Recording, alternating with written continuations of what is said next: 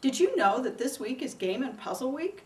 Sounds like a fun week to me, so I decided to check out some quilt blocks and see if I could find one that related to a game or a puzzle. And sure enough, I found one called Tic-Tac-Toe. This was probably the first game that I learned when I was a kid.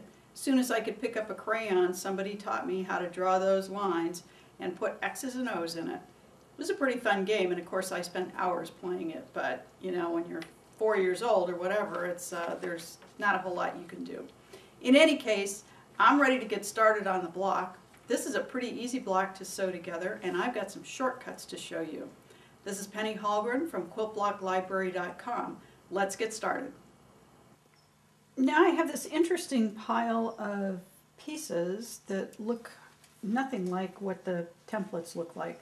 So I'm going to show you my shortcut way to sew these blocks together. The first thing I did was cut strips. So in these pieces, these patches, instead of sewing all of these together individually, what I'm going to do is sew strips of the dark and the light together. So the first thing I'm going to do is just put these right sides together and sew the seam. Now these two strips are sewn together. I'm going to open it up, and I'm not going to press it yet, but I'm going to sew the other white strip on so that I'm going to end up with the white, blue, white unit. Now this unit is all sewn together, and I'm going to carry it over to my ironing board to press it. I'm going to press it so that the seam allowances are behind that blue centerpiece. These three strips have been sewn together, and I have a piece that's long. I don't know, it's 20 inches long. And I need 4.5 inch patches. So I'll just place my little square ruler on the end here so that I've got my 4.5 inch marks lined up there and on the other side as well. And then I can just cut this strip off. And then I have a 4-inch square that's going to fit between those other squares in the block. So I'm going to do that 4 times, and then we'll be back to the sewing machine.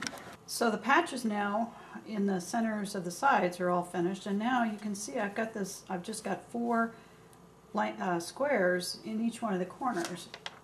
And when you look at the pattern, these are square on squares. So what I've done is I've cut these white patches, and they're going to go in each one of the corners. And instead of cutting triangles out, I cut squares. So I'm going to show you my secret way of sewing, not that it's so secret, but my way of sewing these triangles on. And basically what I'm going to do is lay the square in the corner and then stitch from corner to corner. You could draw a line from one corner to the other corner, but I've done this so many times that I don't really need to have a line, so I just kind of estimate where the other corner is. And when I'm finished, I open that up.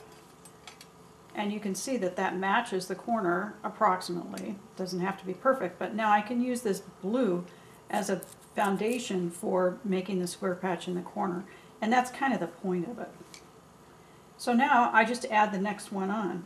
So I'm going to take this triangle, or I'm going to take this square patch and sew it on. Now I've got the second corner, so I'm going to fold that one over and put a pin in it.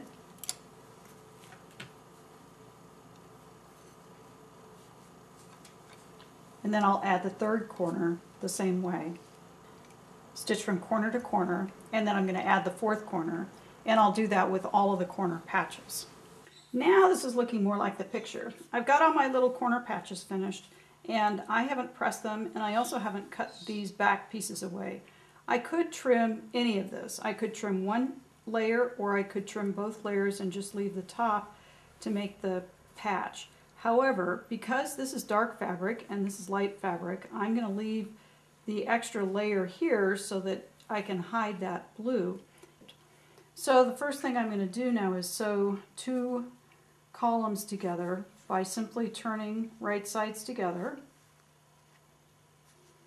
Make sure that all of these are opened up, or however that works, and then sew down the seam. So I'm just going to sew straight down, and I'm going to chain sew those 2 columns together. These 2 columns are sewn together, and so all I need to do is add this column on, and then we'll have it almost finished. The patches in each of these rows has now been sewn together, so all I need to do is sew my rows together.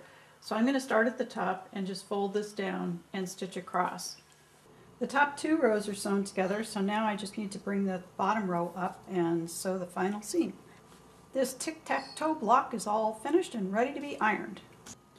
So here's our finished tic-tac-toe block. You can put it up, you can put it on point.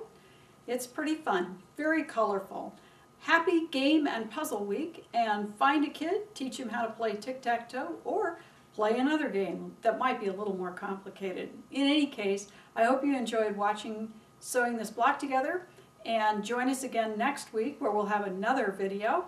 In the meantime, this is Penny Holgren signing off from quiltblocklibrary.com.